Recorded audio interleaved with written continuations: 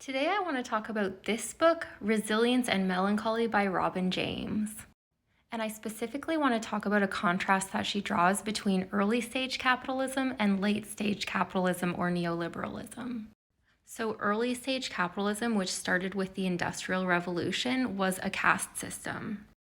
Black people weren't allowed to participate in the labor force because of slavery. Women weren't allowed to participate in the labor force because of forced domestic servitude. Disabled people were systematically marginalized and institutionalized. And even the people who did participate in the labor force, white working class men, were extremely exploited by corporate owners.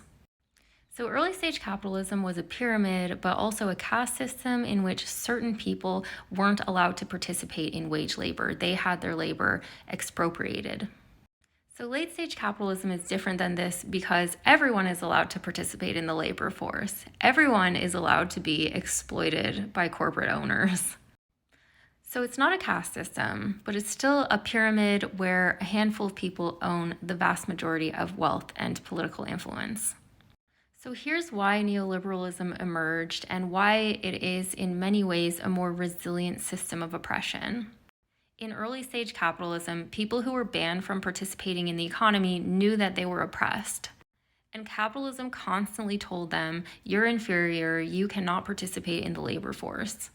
You belong at the bottom of the hierarchy. So this motivated oppressed groups to organize really powerful resistance movements. But the message of late stage capitalism is very different. Late stage capitalism tells people anyone can succeed in this economy.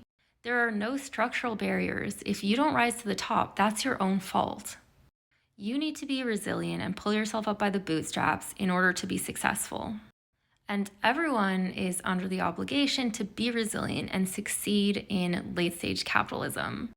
So this neoliberal resilience narrative disguises and denies the fact that the economy is still extremely patriarchal, extremely racist, extremely ableist. There are still structural injustices.